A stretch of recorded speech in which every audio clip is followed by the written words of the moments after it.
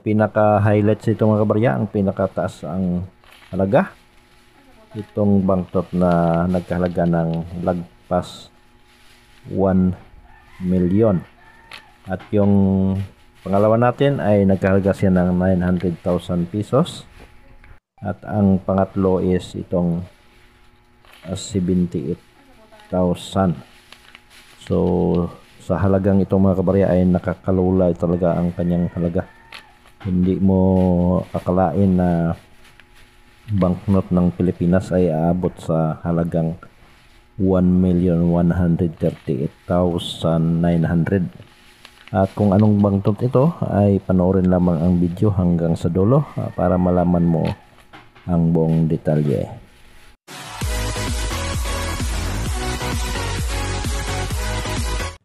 So magandang araw mga kabarya, welcome back to OMG TV channel.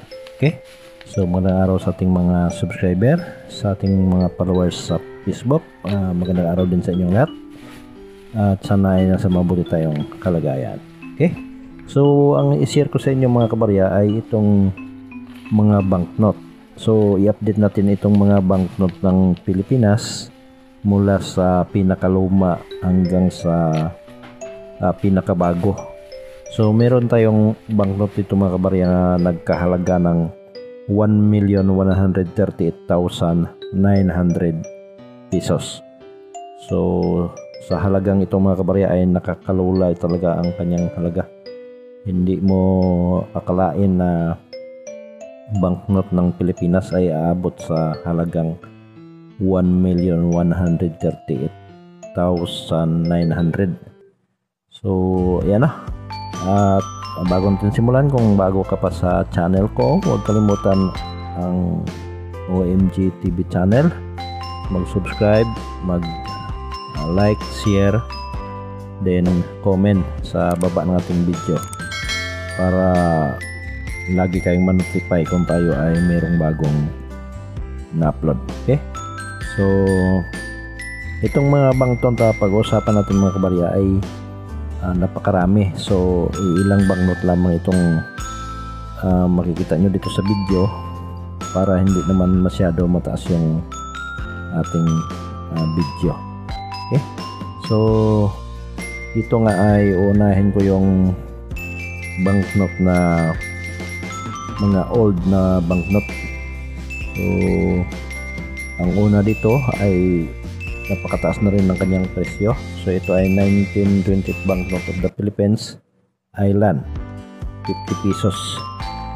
Ayan o, PCG is very fine condition, 20 rare banknote. So ito no, makikita nyo meron siyang price na PHP 78,200 pesos ang isang piraso. Okay, so napakalaki ng kanyang presyo. Meron din dito na 1917 Philippine National Bank 20 centavos. Ito ay emergency circulating banknote. So yan no, nagkalaga siya ng 3,650 pesos ang isang piraso. Then 1933 banknote of the Philippines Island, 10 pesos na banknote. So meron siyang presyo na 4,950 pesos. At 1917 na Philippine National Bank 10 centavos. Ito ay circulating banknotes, 2,200 ang isang piraso. At saka 1933 na United States banknote of the Philippines Island, 10 pesos. Ito no, nagkarga siya ng 7,800 ang isang piraso. Then ito mga kabarya ay isa sa nakakalula ang presyo. So parang hindi ka maniwala sa presyo, pero ito ay totoo kasi ito yung bintahan nila ngayon sa selling online. So meron itong halaga na 900,000 pesos. Ito ay 1908 na El Banco Espanyol Filipino, 50 pesos. So ayan o, may number na E360 rare. Lucky Women Series. So, ito yung mga sinaunang banknote na nag-exist dito sa Pilipinas. So ayun no, 900,000 pesos ang isang piraso. Nako, pag meron ka nito mga kabarya ay tiyak na maging happy ang New Year no sa bagong taon, kasi napakamahal ang banknote na ito sa ngayon. At merong 1933 banknote of the Philippines Island, 10 pesos. So 4,950.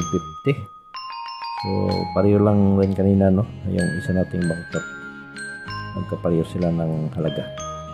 Okay, so marami kasi ito mga kabarya, kaya pipiliin lamang natin yung mga banknote dito na medyo mahal ang presyo. So lahat naman ito ay mahal, pero yung nakakagulat talaga na presyo. So ito pa ang isa.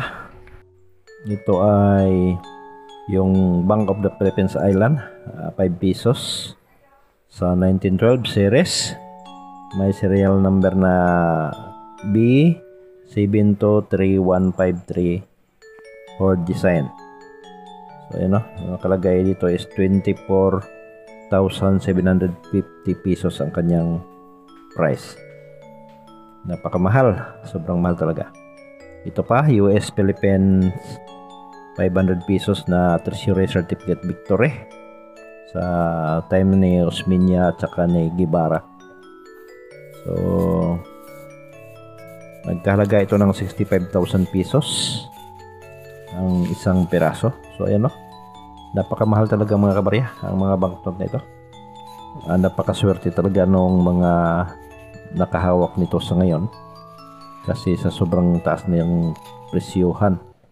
At ito ay marami no sa mga old collectors. So marami ito.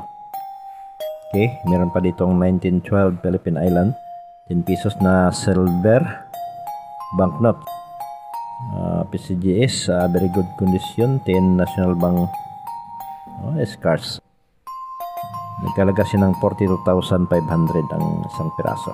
Okay, so isang 1949 na Philippine 50 pesos banknote, Central Bank of the Philippines Victory. Ito yung mga Victory note, 6,800 ang isang piraso. So another banknote, ito yung 1936 United States Philippine 10 peso banknote, PCGS, very fine, 25 National Bank. So ayun nagkalaga siya ng 10,500 ang isang piraso. Another US Philippine 100 pesos na Magellan Victory Treasury Certificate, serial number F00ET7417. Nagkalaga siya ng 12,950 pesos. At isa dito is Philippine 1949 English Series na 500 pesos. Ito ay at value almost uncirculated, 8,200 pesos ang isang piraso. So napakamahal talaga mga kabarya ang mga banknote na ito. Meron namang medyo affordable dito yung Philippine 1949 English Series na 5 pesos. So time ni Magsaysay at ni Quaderno, ito ay uncirculated, nagkalaga siya ng 400 pesos ang isang piraso. Okay, at US Philippine 10 peso Washington Treasury Certificate Victory, serial number 014947440, almost uncirculated, 9,000 pesos din ang kanyang presyo. Mataas pa rin.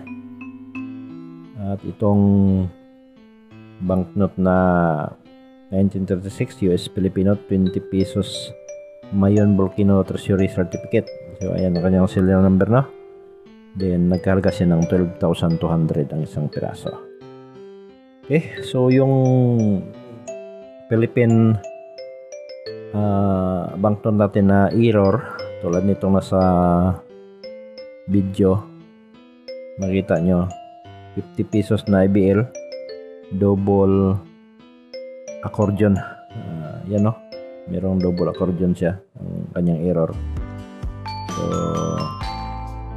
kasi nagkahalaga siya ng 3,250 isang piraso.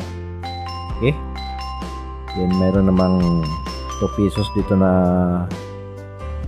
Jose Rizal sa 1936 sa treasury certificate. Ayan ang kanyang serial number. Then nagkarga siya ng 1,750 pesos sa isang piraso. Okay, so isang Philippine National Banknote 1917, ito ay 18 centavos. So ang ginamit to sa World War I. Ito ay emergency fractional. So nagkahalaga siya ng 1,700 pesos isang piraso. So, maganda ito mga kabarya, tulad nito yung mga banknote na sinaunang banknote, maganda ito sa koleksyon. So maraming mga kolektor lang bumibili nito sa ngayon at sa halagang nakikita nyo sa video. Okay, so ito ay Philippine 10 peso 1944 treasury certificate, Victory C and D. So yan na, nakalagay 1,850 ang isang piraso. Then meron naman US Philippine 1924 Mabini 1 peso treasury certificate. So 5,400 ang isang piraso. At itong Philippine 1949 English series, ito ay set, no? 50, 20, 10, saka 5 centavos. So ang circulated to, talaga siya ng 1,500 ang isang set na yan. Okay, so medyo mahaba-haba na yung video natin mga kabarya. Yung banknote na sinasabi ko kanina na sobrang taas ang kanyang presyo, so ito na yun, no? Yung banknote na lagpas sa 1 million ang halaga. So kung hawak mo ito sa ngayon mga kabarya, ay tiyak na napakaswerte mo. Pakamahal ang kanyang presyo dito sa platform nito. So ito ay Philippine banknote and coins more at easy. Yan, no? Nakalagay sa website search sa yung website nito. So napakataas ng kanyang presyo mga kabarya. Nagkahalaga ito sa ngayon ng 1,138,900 pesos ang isang piraso. Ito yung Philippine banknotes and coins, Murat Etsy website. So yun, no? Search nyo to. So siguro hindi lamang isang piraso to, kasi nakalagay dito is banknote and coins. So yun, no? 1,138,900 pesos. So yun ang pinaka-highlights ito mga kabarya, ang pinakataas ang halaga. Itong banknote na nagkahalaga ng lagpas 1 million. At yung pangalawa natin ay nagkahalaga siya ng 900,000 pesos. At ang pangatlo is itong 78,000. So ano, 70,200. So marami ito. Ang hindi abot sa 100,000, napakarami. Pero ang isa sa napakamahal itong 1908 na Bangko Espanyol. So yun, no? 50 pesos, 900,000 yung kanyang price. Okay, so sa ngayon mga kabarya, ito lang muna ang i-share ko sa inyo. At ang mga presyong ito ay legit, no? So makita nyo ito sa online selling. So ito, no? So meron siyang ano dito. Kahit dito mo tingnan sa yung pinakamahal na banknote dito ay naroon ng kanilang search feeds. Okay, so Maraming salamat sa panonood at huwag kalimutan ang OMG TV channel. Doon sa hindi pa nag-subscribe, mag-subscribe kayo at malapit na tayo sa 91,000 yung subscriber ko dito, no? Kaya sana ay abot tayo sa 100 para magiging isa na rin tayo sa tinatawag na legit na vloggers. Okay? So, ulitin ko, magandang araw sa lahat and God bless.